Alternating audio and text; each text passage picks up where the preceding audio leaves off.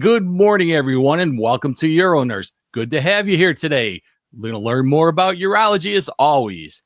If you're watching us live, thanks for coming on live. Really good to have a live audience always for your questions. And hey, you YouTube subscribers, you did it. You hit the 2,000 mark. We're now over 2,000 subscribers on YouTube. That was a big push to get that, and you guys came through for me. If this is your first time watching us, be sure to check out our website at uronurse.com, the best place to go to check out all of our past episodes. And boy, we have a bunch of them, 119 to be exact, in the hopper. So you can watch any of those episodes on demand whenever you want.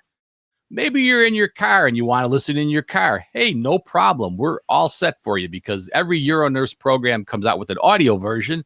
And you can go to our UroNurse Plus area to find your favorite podcasting app and just subscribe, and you'll get it delivered to your mailbox every week. You'll get the newest UroNurse. So this week we have Diane Newman joining us, and we're going to bring her in right away here. And she's going to be talking about the international practice principles for intermittent catheterization. She's a real expert. So let's go ahead and bring her in right now. Diane, welcome to the show. How are you doing? I'm doing great. And thank you so much for having me. I think, Vic, this is maybe my third time on. And, you know, I know your audience will agree with me that this is such a great resource for patients and clinicians in urology, and even if they're not in urology. So I'm really excited to present actually what I'm going to present today because I think it has huge application. Yeah. For those of you that are maybe new to the show, my name is Vic Sinise. I'm the host of the show. I've been involved in urology for the past 40 years. And yes, UroNurse was my creation and my project that I started almost a little over a year and a half ago, and it's been going strong, and I love it. So glad to have everybody on board. Diane, tell us a little bit about your background.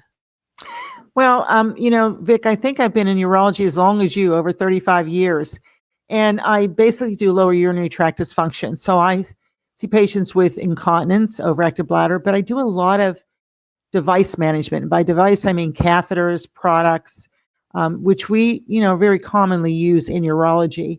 But I also do research. I've done quite a bit of research on catheters, on pelvic floor dysfunction, pelvic floor muscle rehabilitation. So I'm kind of like you, Vic. We've been in the field quite a long time, huh? Yeah. Most of my practice has been in Philadelphia, University of Pennsylvania. But I don't know. I'm passionate as you are about urology.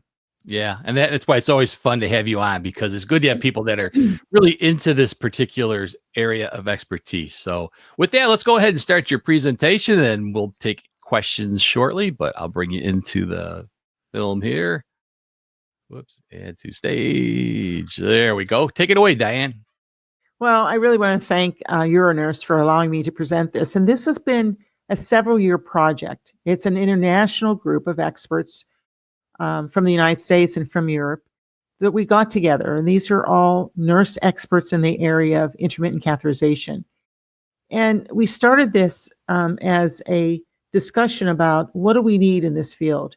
And Convatec Medical was really great to support this initiative because we really felt there was a need to lay out clinical practice principles for intermittent catheterization. And finally, we've got it launched, and I actually presented some of this information at the International Continence Society in their meeting in October. So I'm really excited to present this to you here today. You can see here my co-experts here. They represent urogynecology, urology. Pete is actually a nurse clinician expert in individuals who have multiple sclerosis. Lisa is an expert in rehab. I think she's actually in Chicago, Vic, near you. So really, we had a great group of experts to develop these clinical practice principles. So let me move them forward and show you what they're all about. So our background and aims. We felt as experts that there was really gaps in clinical practice around the area of intermittent catheterization. There's really inadequate education at the time you institute intermittent cath in a patient. And that's the most important time, to understand what that patient needs, but also to make sure that they understand what they need to do. And we also felt that there was a need for shared decision-making. Having to cath yourself can be is negative for patients. And it can be a life-changing type of procedure that they're going to have to do the rest of their life. So we really felt that at the time of initiation, we need to lay out what exactly that patient needs to know to make sure that they can do it successfully. We do know that healthcare professionals, whether they be a nurse or physician, and at all levels of nurses, teach intermittent catheterization. And we felt that we need to lay out the basics that need to be done. And we really thought that if we involve the patient more in their care and in their discussion and in their doing intermittent catheterization, if we engage them, that hopefully over time they will comply with what we want to do. So that was one of our goals and aims with this project. So objectives are listed here on the slide. We want to standardize care, hopefully to improve outcomes. And these are brand agnostic. Convatec, like I said, was a sponsor, but we did nothing in this in these guidance are based on any individual product. If you're watching this, I'm sure that you're involved in intermittent catheterization, or maybe you're a patient who does it. There are many, many options, many catheters out there that you can choose from, and we need to individualize that care. And we felt that we wanted to make these guidance apply to anyone, any person, who, no matter their age, sex, or race. So the goal was to, educate both users and their caregivers to collaborate so that there's, a relationship, a partnership between the patient who has to cath and their healthcare professional who's involved in that care, and then empower them to self-advocate for themselves as they go through this whole process, what they need to know, and who they need to access for more information.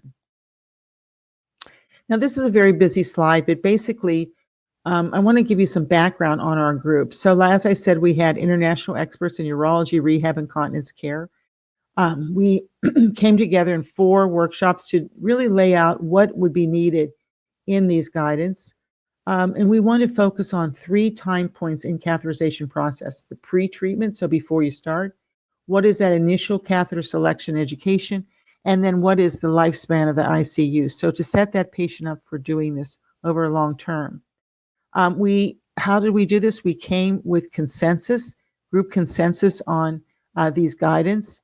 And that involved really Delphi method as far as what exactly should be, included. We could have made this a 50-page document, but we wanted to be really very specific and tailored down to the key points that need to be covered with intermittent catheterization. There are several guidelines out there. One that was done this year was by EAUN, which is the European Association of Urologic Nurses, and they updated their intermittent catheterization guidelines, and it's very evidence-based. And so we based our clinical principles on the evidence that's out there. I'm sure many of you who are listening to me know that there's not a lot of guidance or a lot of research like comparing catheters or what works and that, but we try to use what is available for guidance. We then sent it out to patients to do some validation of what these principles are.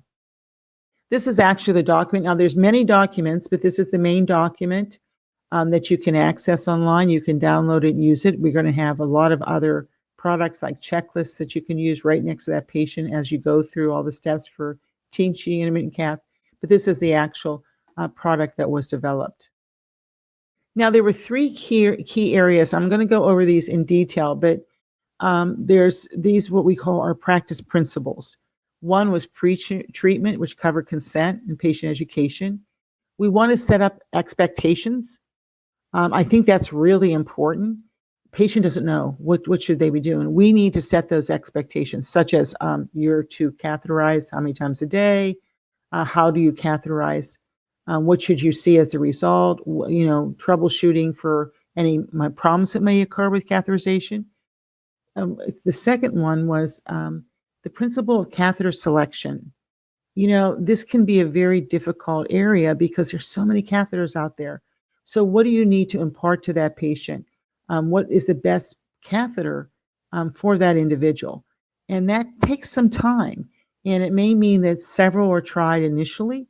That's fine until you get to the one that's going to work for the patient. And one thing I've learned from some of my research is that throughout the day, patients may change their catheter. They may use one when they're at home, and they may use one when they're out and working maybe, or when they're out in a restaurant, or, out with family or visiting someone. And this is why it's important, as part of that initiation of catheterization, you understand that patient's lifestyle. What do they do?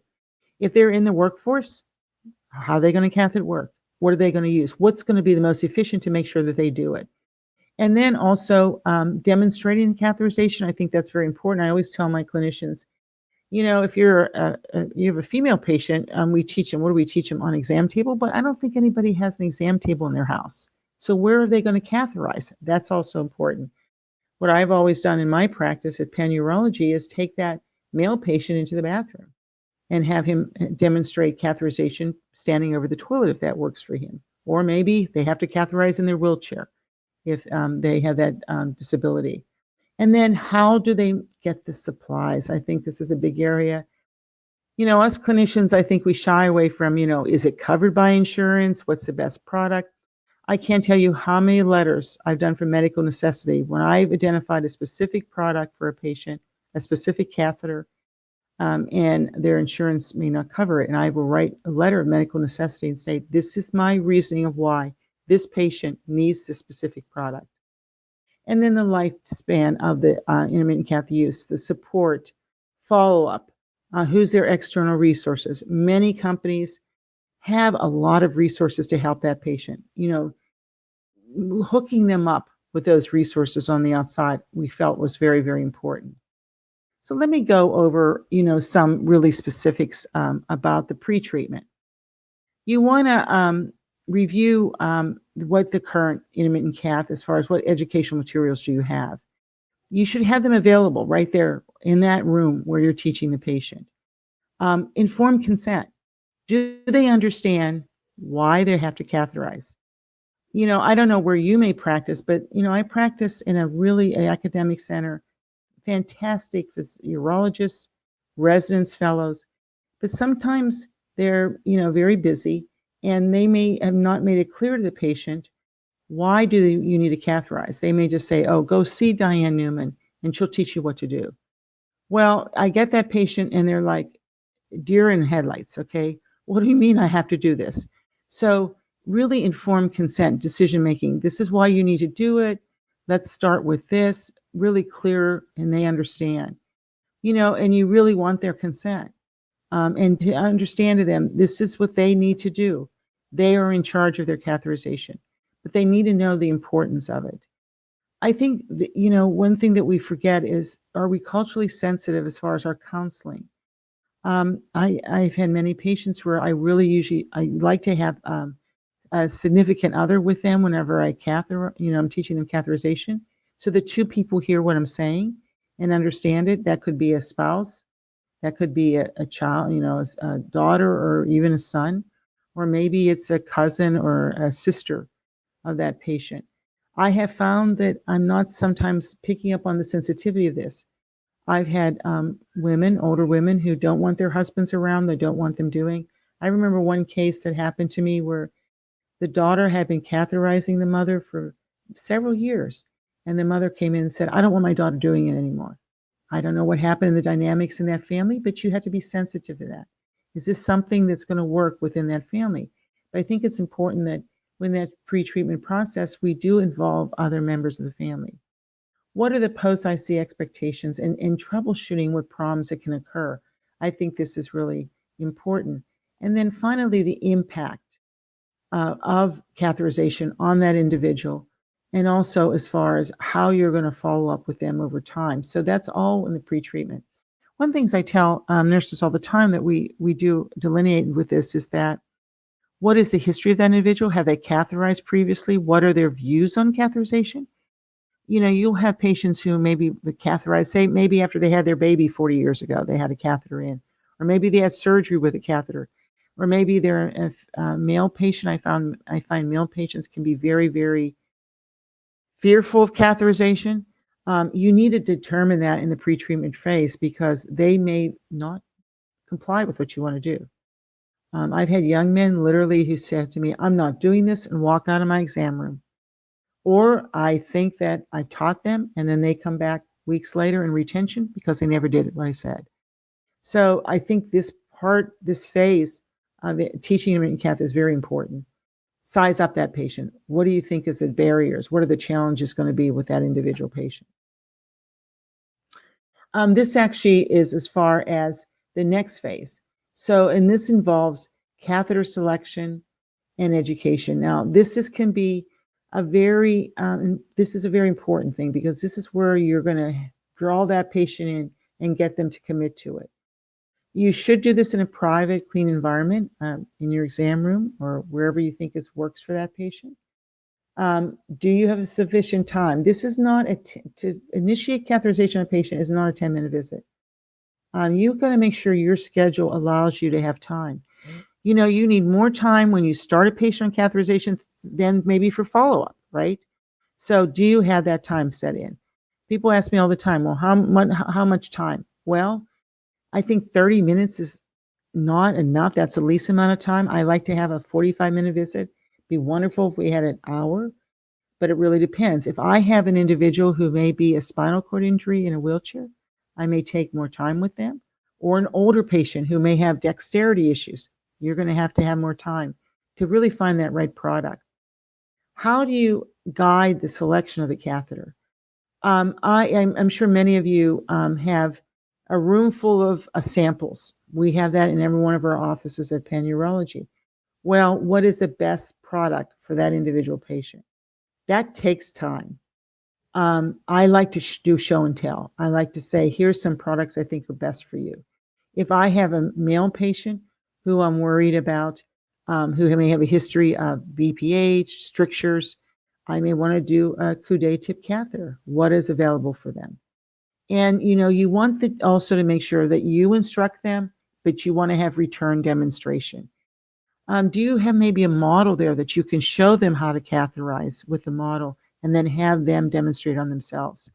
But I think a teach back that's the term that we use. Teach back is really important so that you instruct them and then they teach back to you. They repeat what you instructed and they show you what they're doing. You want to manage any difficulties. So when they do that return demonstration, you're going to pick up, are they not putting that catheter in the correct way? Are they hesitating? You know, what's going on with them? You want to talk about fluid intake and also, of course, complication prevention. In your mind, you should have a list of, okay, go through what if bleeding occurs? What if there's pain? You know, what are the complications? What if they hit resistance? You want to do that. You want to be able to troubleshoot and say, okay, these are some things that may occur. This is what you do if that occurs. You want to set them up for success. I think that's the whole point of that initiation of catheter selection and education. You want them to be successful because if they're successful, you know that you were successful in teaching. Fluid intake. I have some patients tell me, well, I don't want to catheter that often that you said, so I don't drink anything. That is not good. So, you know, I always say you want that urine to be clear. And again, a prevention of complications. How often should they be doing it?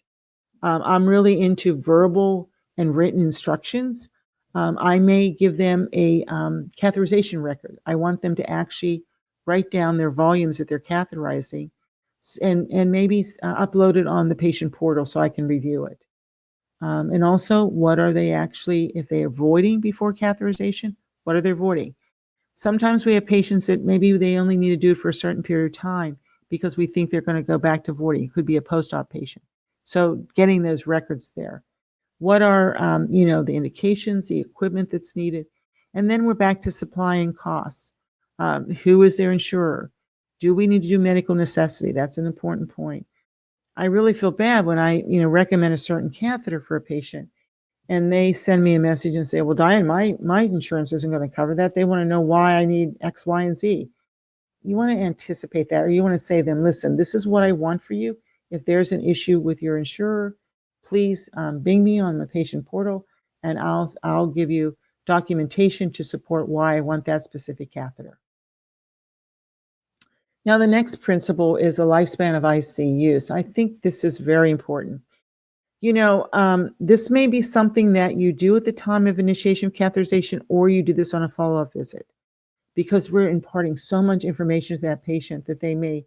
I was at a recent meeting that someone said patients only really retain 20% of what you tell them.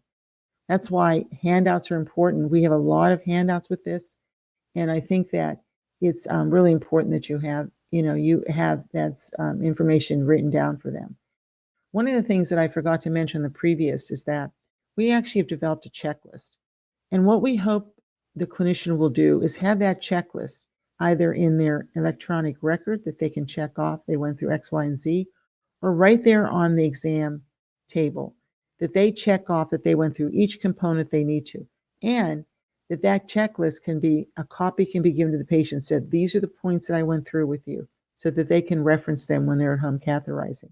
So we have a lot of tools with these principles, and we're developing more, and they're going to be available online, or maybe, they'll be available in your practice.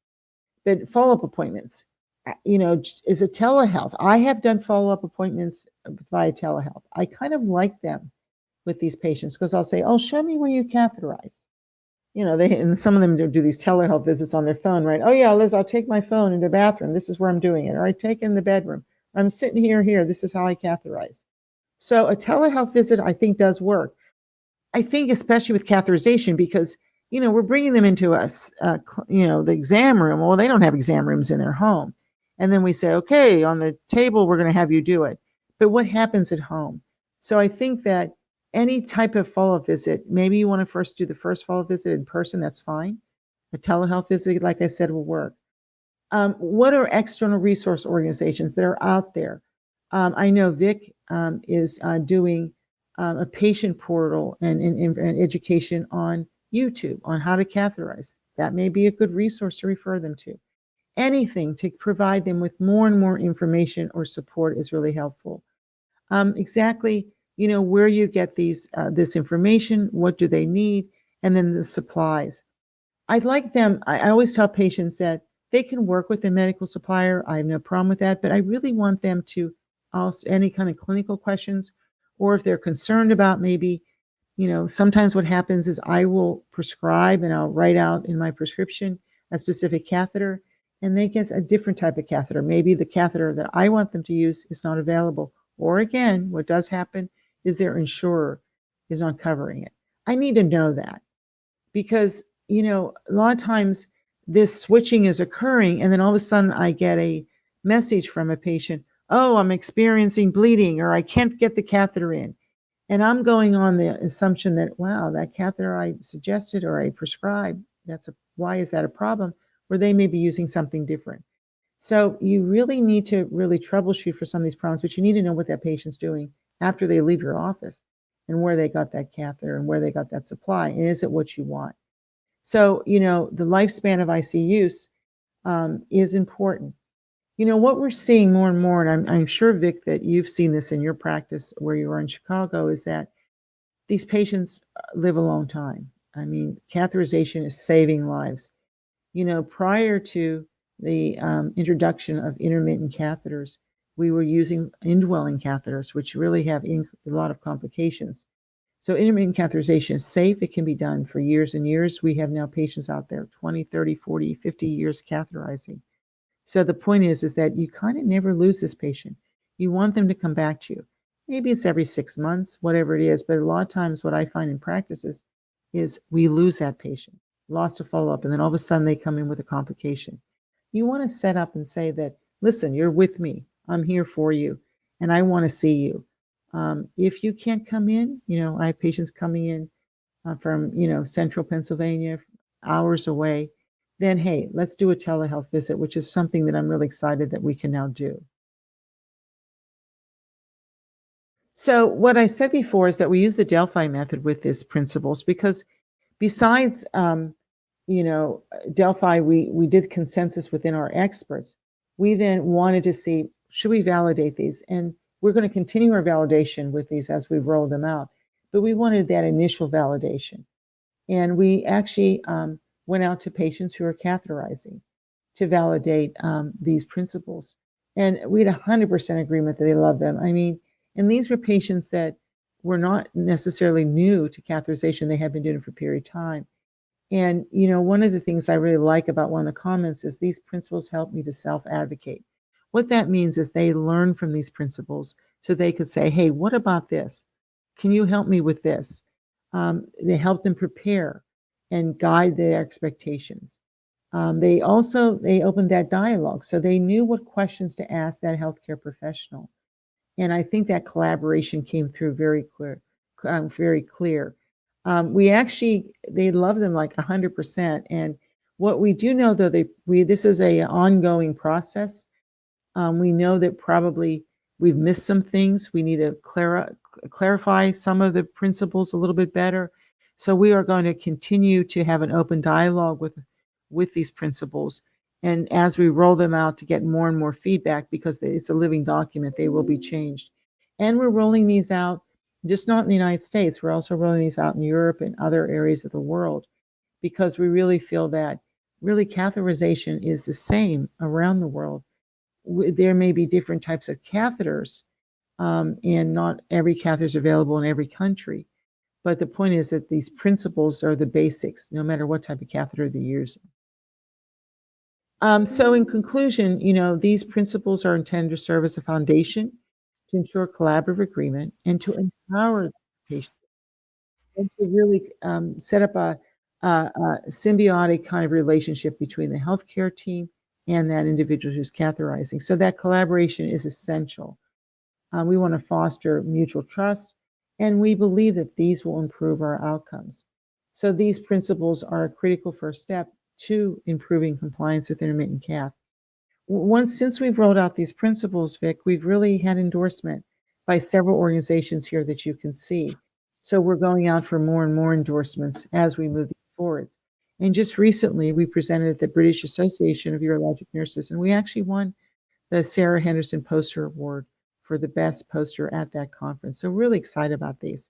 We plan to continue to present these to different organizations to get more and more support from both professional organizations as well as patient organizations and advocacy groups. So we have a lot more work to do with these. So thank you very much. All right. Well, thank you, Diane. That was really good.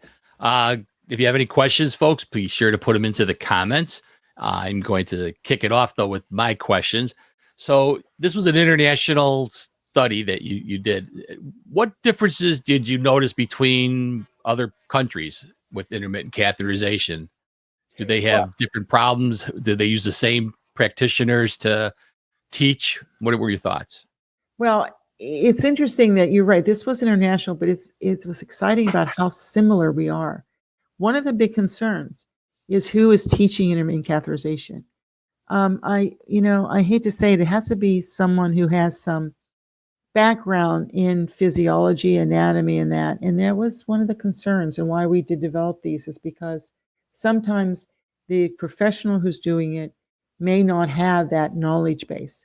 And that I heard from no matter where that clinician was from, Vic. So we all have come to the same problems. It is true, though, what you're saying is that not all catheters are available in every country. Mm-hmm. And that's why we made these brand agnostic and did not state that you should use this catheter from this person, this certain manufacturer. That is the biggest differences. But it was surprising how much we all agreed. Now, we did have a different expertise, like Angie Rantel from UK deals with women.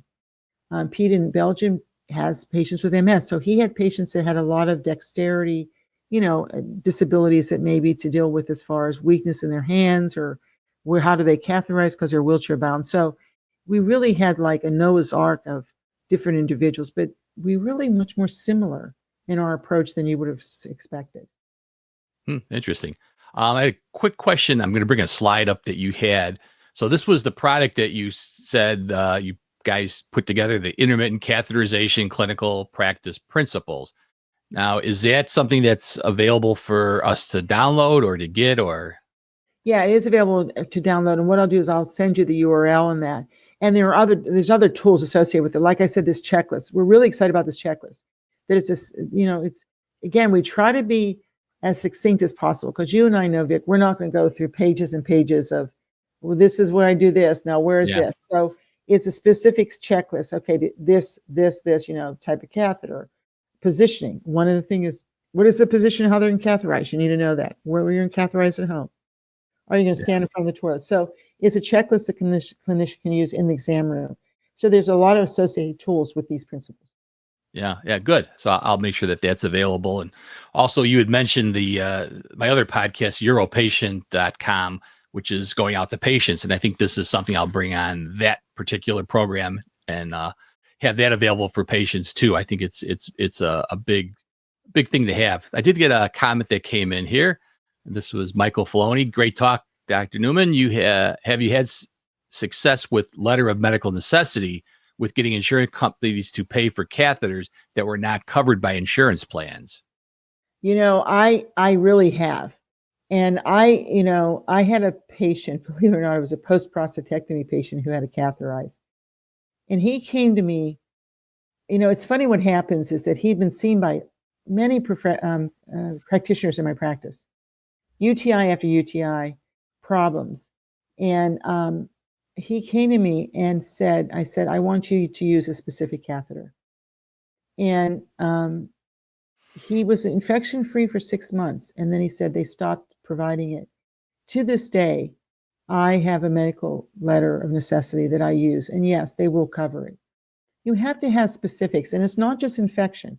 Sometimes I had a case I had with a girl that I inherited. She was actually in a car accident when she was 2 years old. She had a lot of neurologic problems, and she's been catheterizing her stoma for years. Believe it or not, she is very active out there. She's now 19. And she needed to use 3 different types of catheters, okay? I wrote down in medical necessity of why specifically we needed this. And they're covering them. So I have had success. But you do have to put some really important key things in that letter as far as why you want a specific catheter and why this works for you. So I think that you can be successful with that. Yeah. I think what you're talking about is advocacy. You're going out of your way for these patients. And I think we have to do it. We know the insurance companies aren't going to be open on, hey, whatever you want, you're the prescriber, right? It should be that way, but it's not. So you have to fight for them a little bit, which is great. Yeah, I have a standard letter, Vic, and then what I do is I change components of it depending on the patient. So I pull it up on my computer and then do that. So, but I know it's an extra step, but you're right. You have to advocate for the patient, especially when they have found something that works for them and they're complying and they're complication free. I think that's important. Yeah. I mean, these people have to live this way. One of the things that I noticed you were talking about that I think is really somewhat new is shared decision making. In the old days, it was, here's your problem, here's what you need to do. And we didn't really give patients a whole lot of buy-in. So how is your approach different now with shared decision making? Well, that's really important. And you're right. Sometimes I've ignored and not picked up those little points. And I've had, like I said, I've had patients, sometimes young men who come back and they won't catheterize. So that's what that pre-treatment, you really need to figure out where that patient stands, what are they thinking? Mm-hmm. And sometimes it's literally, they show up in the ER with attention, a Foley catheter goes in, right? And then they show up in your urology office and they're like, get this thing out, fine. What do you mean I'm going to have to put this in a couple times a day? I hated that Foley catheter. Yeah. So that's what their experience is, right? Which, I think, Foley catheter is very different than doing intermittent catheterization. So the thing is that you have to do that. And sometimes I know that patient's not going to do it. I'll sit with them and I'll go over everything. I'll show them. And I think, you know what? I don't think they're going to follow my instructions. I try to bring them back sooner, but you're right. You have to meet that patient where they are, but you also have to really assess, are they going to follow what you want? Yeah. That's why I try to do easy things like, can you record for me? Put down the numbers. Upload them to the patient portal. You don't have to come back in here. We're now doing texting. Text me what's going on. So there is I think that we're going to see in the future some texting programs for intermittent catheterization. Everybody's on their iPhone, Vic. Everybody, absolutely. They're not on computers anymore. I hate to say it. They're on their phone, right? We're doing telehealth off their phone. I have so many patients on their lunchtime. I'm doing a telehealth visit, right? They go out to their car and they sit there with their phone and do it.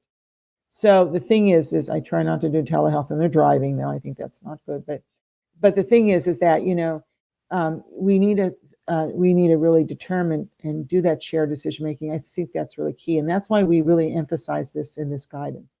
Yeah. I think one of the points that you made, and I agree from my experience, is there's teachable moments with patients They come in and they're like, I can't stand this catheter. They've had, 4 trial avoids and they fail all 4. These now become teachable moments where we can kind of tell the patient, well, there is another option. You don't need to go back home with a Foley. We can show you how to do this. And I think we got to look for those teachable moments and use those. Yeah, and you may have to, and you bring up a good point. You may figure out with that patient, well, you're in there for maybe 45 minutes and you're like, they ain't going to do this. You may say, listen, we're going to put the Foley back in and have you come back, in a week or so, and we'll try to take it out. You're right, Vic. You need to do that. I mean, if that's what's going to happen because you don't want any issue with retention, upper tract, that they come back with elevated creatinines because they're not voiding, they didn't cath themselves, and then retention. So the thing is that you do want to, sometimes it's hard decisions, but you got to do it. Okay. Yeah. And sometimes that's what it takes to get a patient to realize, you know what, I don't want this Foley catheter in. I don't want to be walking around with this catheter. Let me try that. So it really takes really great assessment and some critical thinking skills, right, to really be successful at this. Yeah. We did get a follow-up on your mention from Dr. Filoni. Fantastic. I'd love to get a letter template. Do you have something that you'd be willing to share? Sure. Yeah. Just, to email me or whatever, and I'll share with you, because I do think that that's really an important point, is that why do they need them?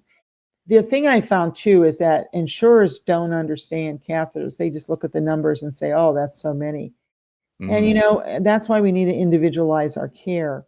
I think that this right now is a big issue as far as all these catheters, in the environment, if we keep, but I think that what is right for the patients. And I always say, yes, you may be spending on catheters, but we may be preventing the bigger costs, right? Which is strictures, urinary tract infections, rehospitalizations, those type of things. So I think the cost, somebody comes in with sepsis, look at the costs involved. Right. You got ICU and all the other. Right. No, and I think that, sometimes I'll say, well, they were hospitalized, or we had, and the other issue is antibiotics, right? If they get infections, that antibiotic resistance is a big issue. So, you need to make sure you lay that out with the patient, but also with insurers. Yeah, that's really good.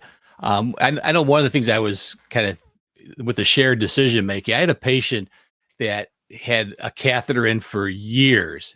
And I always thought, to me, we try not to be prejudiced, but we are. I'm like, that's no way to live. And I kept telling the guy, hey, why don't you try intermittent catheterization? He said, I'm happy with my catheter. He says, I just empty it when it gets full. He says, I sleep all night long. And finally, I just kind of said, well, I guess if you're happy, I'm happy, right? So I mean, that's a really that's a great case, because you're 100% right. We're so tunnel vision sometimes, right? Oh no, that Foley's no good. But what works for that patient? And I'm always surprised by my patients, because what I think is important, what they should do, is not necessarily what the right thing for that patient is. And that's why I say you need to know, what is their lifestyle. They're going to work. How are they going to cath at work? And what I'm learning is that patients, we give them one catheter, right? Okay, this is the catheter you should be using. And what I'm learning from some of the research I've been doing is that patients are using different catheters within a day. So like I said, they may use a compact system with a bag whenever they're out, so they can just throw it all away. And also they may use just, a single catheter at home because they're right there in their bathroom. Yeah. The other thing that comes up too, and we have this about the environment where they catheterize, but also how do they discard their catheters? Men say to me all the time, we don't have bins in our bathrooms like you women do, okay, in our stalls. It's funny, I was meeting with a prostate cancer survivor in UK, and he is part of a big advocacy group. And what he is going out there with a campaign, bins for boys. And that's to put, bins in bathrooms for boys. Yeah. And I think that that's interesting. I kind of never thought about that until you think about, what is the environment they're catheterizing? And do they want to come out of the stall with a catheter hanging out so the other guys can see it? Well, that's not very good. So there's things you got to think about, depending again on sex, gender, and age of that individual. Yeah. I think it's a good point that you made about the different, you may be using a different catheter at work because it's easier to conceal versus what you use at home. Is there any issue with insurance companies if you're ordering 2 different types of catheters? Have you ever noticed that? Or well, again, that's where my medical letter comes in. I do those letters too. and I will outline that. I have found I'm not 100% successful with it. I'm not going to say that, but I think it's important to do all this and make sure it's in your electronic records, because the follow-up may not be with me. The follow-up may be another clinician. And it's really important that you outline why you're doing that. And that may be at the time of initiation. You need to take that extra time. And I know that's difficult because I don't know what happens in your practice, but the goal is, less time with patients, more patients to be seen, right? Unfortunately. I know, but I do think you should outline this maybe just in the beginning. But I'm also into giving it to the patient. I make sure the patient has a letter of medical necessity when they leave. So I actually do it right there on the computer, and I print it out and give them a copy. But also why I'm doing that. But that may be one of the things you explain in a medical necessity note. Yeah, very good. Did get a comment that came in from YouTube user. Do you also have any guidance for which insurance covers which intermittent catheters? So is it variable between like Blue Cross Blue Shield only wants to cover hydrophilics or anything like that? Yeah, I don't have any rule of thumb on that, so I don't really know. And there's so many different insurers. I will tell you though, and I don't know if you know this, Vic, is that the codes are going to change in January. Medicare No, I didn't. Yeah, Medicare, I'm just writing that up. Medicare has decided that we had an initiative where we went to Medicare with trying to get more codes, because right now we only have 3, right? Codes for intermittent cath. So they are going to expand that. I don't know what's going to happen with insurers on this. I'm sorry to not be able to answer that as probably as what you need is, like you say, Blue Cross will cover this. Yeah. I think it's hit or miss. And what bothers me is the people making the decisions at that insured company really don't understand catheterization. That is what is, I think, so difficult, that they don't. And a lot of these patients also may not come back to urology, right? They may be followed by primary care. And the understanding of catheterization is pretty scant, right? It's very scarce there. There's a recent article that came out, I want to say in the Family Physician Journal, about urinary catheters. It's actually very good. So I do see more education in that area. But, I do teaching at the School of Nursing at the University of Pennsylvania in GU. They give me an hour, sometimes 2 hours, to cover everything in urology. Yeah. And I have to admit, I don't get to catheters. And I do ask the class before I start, who's done catheterization in their training, right? And I do undergraduate and graduate level. And I have to tell you, a couple hands go up. And usually it's on a model in the sim lab, right? And you and I know that anatomy is not what you find out in practice. So we are not training nurses in their training on catheterization. It's on the job. And that can be important, because if you're the one training, mentoring a new nurse, whether it be at advanced practice or at the BSN level, or maybe it's LPN or MA, you should be knowledgeable. And that's why I think these principles are going to be really helpful. Yeah. Yeah, no, those are good points. I really liked your point that you said about the teach back technique, where patients, I've seen this so many times where they come in with a bag full of catheters and they give them to the patient, tell them, this is how you do it. Tell them, not have them do it. To me, that's just crazy. You need to have the patient do it. I should have put in my slide, I have a picture of our room, and literally it's a big, a whole wall of shelves of catheters. And you're right. I mean, I love the companies, right? Because they bring in, and the medical suppliers bring us in, samples. I don't know what I'd do if I didn't have samples, because I don't know how I could teach. Oh, yeah. Effectively. But the clinician should not take a bag that has whatever that company put in there and say, here they are. You can't do that. I mean, you really have to have you have to connect that. This is what the patient needs. This is the proper thing, and pull that out of that specific bag. Yeah. And there's new technology all the time, right, Vic? We're getting new and new, which is wonderful to help our patients. So the companies that are manufacturing these catheters are right on it, and they're looking at better and better and better ways, better techniques, better catheters, better material. So you need to keep up on this. And I know that's difficult in a busy practice, but I think it's so very important, because you are the difference, right? And really, you advocate for your patients. Absolutely. And I've kind of looked because I have the same situation you have. There's my closet of catheters where they've given all these samples and they have them in the bags. So I kind of went through some of the bags from different companies to see if there was any information on how to catheterize, a basic information instruction sheet, not a one. Um, then I look at some of the companies' boxes that they're sending out. Do they have information on how to catheterize on the box? Most things you get nowadays have pictures and things on them, Right. not catheters. There's a few companies now that are starting to come out with some, but very few. And I think that's a really missed point because patients are going to lose things. That's why I started UroPatient, was just to have something where patients could see a video on how to do it. They could get an instruction sheet and download it. It's so important to have that instruction at home with the patient, I think. I think I'm that's with a you big key. 100%. And it's such a missed opportunity, isn't it? And you're Yeah. right. With a lot of things that we buy, we have instructions with it, but Yeah. we don't. There could be an issue with liability with the company. That could be a thing. But so that's why we get back to why we are the so important person there in that patient's lives, right? To make sure that we're really imparting that information and the correct information. Yeah. We got a few comments that have come in. Olive Adriano said, great talk, of course. And Janelle Finn said, how do we get big posters for our office that can be useful for self-cath?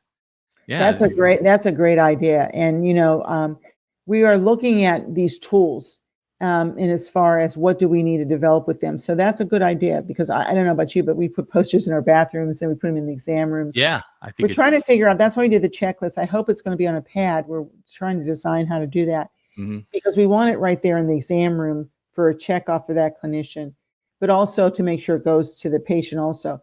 One of our dilemmas, and I'm sure you who know me, I want to put everything in there that you can. And it was hard to, get down to exactly the key points. And that's why our international group is so good. Yeah. We want to be succinct instructions that a clinician can follow. And then we also have supporting tools for them also. Yeah. Yeah. Good. Susie Swain says, do you have CIC instructions that are just pictures with no words? You mean like IKEA? Yeah. No, that's a great point. We do add pictures into it. That's a really good point. A lot of my teaching tools, I'm sure yours too, Vic, do have pictures. Like I'll show how to hold the penis when you're catheterizing. Different pictures of positionings that you can use for catheterization. But what you're bringing up is important, is that in the pre-treatment, we have a whole section there on going over anatomy and physiology. The fact that male urethras are longer than female, the fact of where that prostate is and what can happen with. So I really suggest models. There's a lot of companies that have like small little models, which you can show with catheterization. I have actually 2 of those that I show. So I agree with you that we need more and more of that. Yeah. Yeah. Because, sometimes, again, our own prejudice, we've all gone through anatomy. We know what it looks like inside there, but patients don't. And that's why I think it's so important to have the visual so patients can see this. When I talk about catheterizing a male, since I'm from Chicago, we have this famous thing called Lakeshore Drive, which has the S curve. And I said, that's how men are built. They have an S curve.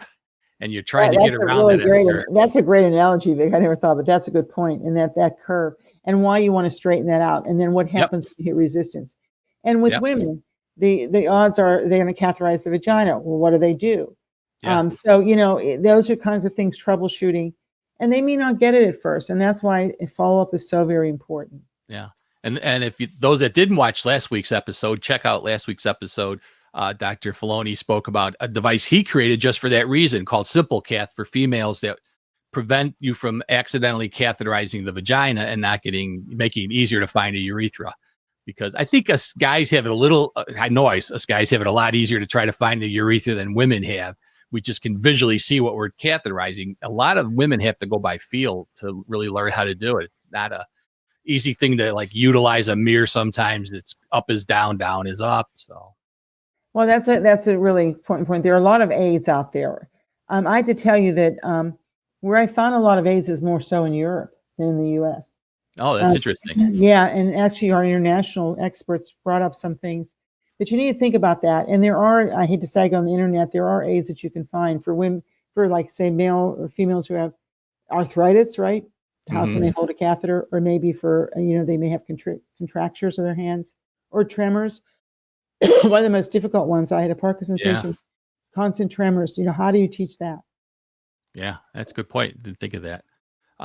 Michael Filoni said Bard has instructions with pictures and words on how to catheterize. So yeah, they're one of the ones that have been really good about having the combination of words and or at least having instructions on it. So, all right, let me just see if I missed any of my notes that I had. No, not really. So the one thing your comment was about, 20% of what we tell patients they remember. I think that's generous. It's one of the things that it's and be a patient someday, because I'm as bad as any other patient. They tell you and you walk out and you're like, what did they say? If it's not written down for the patient, they're not going to remember it. No, and the other thing about it, you bring up something really important. What grade level? We say it should be down to below the 7th grade level. That's and culturally, do you have your instructions in Spanish, which depending on what area of the country you live, that can be really a big need. Yeah. So those are barriers and challenges, I think, as clinicians that we have, right? I know that, again, in certain cultures, women, I've seen patients who came from the middle, who are Muslim, who don't want to do it, don't want their husbands to be near them to do it. And those sensitivities are really important as far as how do you teach them? There's actually a lot of research as far as in populations where they need to be clean to go to religious services and that. How does that impact catheterization? So, it can be really a challenge, and you need to know the population you're dealing with and the sensitivity there. Yeah. This is a very private area, isn't it? And, and I have a lot of older women who really don't know their anatomy. What I do sometimes, Vic, when I first start, if I have someone who I know is someone who may not want to literally go to that area, I actually have a mirror on the exam table and I show them their perineum and show them the different quote unquote holes. So what do you need to do? And since I'm doing that, I may not impart everything I need to on that visit. So, do I bring them back in 2 days? What do we do in the interim? So, it really is, you need to understand the patient, the challenges and the barriers that you have, and that needs to be done up front. Yeah. That's what's great about having experts like yourself and many of the people that have been on our show. It's being able to share those talents that you had from working with different patients and kind of getting all these tricks. There's a lot of tricks that you learn. And right. It's just a lot. You can't just treat everybody like they're a square peg and you're going to try to put a round or a triangle into it. So we did get a comment here from our YouTuber at VCU. I'm not sure what VCU is. Maybe they can. Virginia Commonwealth University. Virginia. Oh, okay. We started an all-afternoon incontinence interdisciplinary clinic with rotating sessions for all things dealing with incontinence for pharmacy. Wow, that's really exciting. That to me that's what you should do. And we started afternoon showing all things. Wow, that's really impressive. And and if you can, that's a great idea. If you can have a certain time of the week, a day, okay, you're going to come back here, and that experts there working with them. That's a wonderful model. I'm seeing more models like that coming out. I have people who Men's Health is incorporating this clinics. But yes, I'm impressed, and that's what you need to do. Yeah. In rehab, I'm seeing more understanding of what they need. Rehab is interesting because what happens in rehab is that patient's there for maybe several weeks, right? So they can really teach intermittent cath. And Lisa, one of our experts, is actually in rehab, and she was very instrumental in teaching and educating us on what they do there. But it really depends on the environment. Like I said, in urology, they're in and out, right? Hospital nurses, I find in my facility, they're not going to spend the time to teach them. Okay, you're going to go home with the Foley, you go see urology, they'll handle it. Right. So, it really depends, but that's a nice model. Yeah, I think it's a great discussion and probably something that would be worth getting a group of experts and comments from others on, how are you handling this, more patients, less time, and what tricks can you come up with to try to make it still a good experience for the patient, get to learn. Yeah, technology has really been our friend. I mean, I love the patient portals. I really, because I hate to say it, I answer them at night and on weekends. I do much better than having to call them back on the phone. And sometimes you can, of course, can't reach them. Yep. So I Yep. think patient portals are wonderful, but now we're doing texting platforms. And I've been doing that with different conditions like interstitial cystitis and that. So texting platforms really do work. Yeah. So I think that we're going to see more and more technology to assist us in our teaching and our educating and our follow-up of these patients.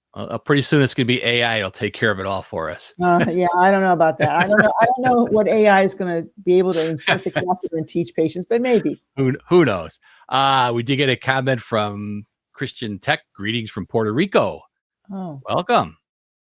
I did tell you this is an international show. UroNurse gets out to 46 countries. It's wow. amazing sometimes what you find out. Hollister has great instructional pamphlets and pictures, and in multiple languages. I think that's the big thing new, is that now we have multiple languages available. I have used that's one of the things I do use AI for, is ask it to translate. It's wonderful. I can take any of my pamphlets and convert it to any language that it's able to do. So that's really a big plus. That's a big plus. And I'm glad you brought that up. Most of the catheter manufacturers do have some good instructions, and I utilize them when I teach. There's no question. And they also have support systems, and I cannot stress that enough. They're kind of my partners. Yeah. So I really want to commend all the major catheter companies for helping with this. Yeah, they are. They're really great. They really are really important partners for us. Yeah. And let's see, you get one last comment. Do you use topical analgesics or anesthetics when teaching patients self-catheterization? So do you use like the Lido gels or? Yeah, no, I don't. I really don't. And it's funny you bring that up, because I do know some clinicians will say, well, I have the male patient put lidocaine. The issue with that is it takes several minutes for that stuff to work. Yeah. So I don't find it's really helpful. So I don't promote that. I do know that, I know initially I say to patients there may be discomfort, but over time that they should not have pain, right, Vic, with catheterization, and they should not have bleeding with it. That may be a sign of something else. So I tend not to use anesthetics. And also, some people can be allergic to lidocaine. You may not be aware of that, and continual use may be an issue. Yeah. So I don't routinely do that. Yeah, I'm in the same habit. If I'm teaching somebody something at home, I'm not going to use lidocaine. I want them to utilize the technique without it. Plus, a lot of these catheters are pre-lubricated now, so it's kind of killing it, overdoing it. So yeah, and the hydrophilic catheters, I hate to say it, really should not cause the pain. They should pass fairly easily. As anesthetic. Yeah. Well, it's great. We're getting to the end of the show, and so I do want to put a little plug in for next week's show. So Gemini Medical Technologies offers high-quality equipment, competitive pricing, and extended warranties to ensure the best value for healthcare providers. With a commitment to excellence, Gemini specializes in urodynamic solutions that enhance diagnostic accuracy and patient care. Their equipment is built to last and supported by industry-leading warranties, giving clinics and hospitals peace of mind. Gemini's focus on affordability without compromising on quality makes them a preferred choice. Join us next week to learn more on uronurse.com. Yeah, for those out there doing urodynamics, I don't have to tell you the price of these disposables are going through the roof. So I do have Gemini that's going to be speaking a little bit about a more affordable approach on their equipment. So we'll have them next week to join us. Hey, it's been really good. I see a couple last minute comments. I'm going to swing them in here before we close it out. Another thank you and a thumbs up. All right. Always a great show. Diane, it's always a pleasure having you on. I know I'm going to ask you again to come on the show because it is so much fun to have you on the show. Well, thanks a lot, Vic. I really appreciate doing this, and I think you're doing a wonderful thing with this UroNurse. Well, thank you. I appreciate your compliment on my show. All right, and here we go. We'll see everybody next week.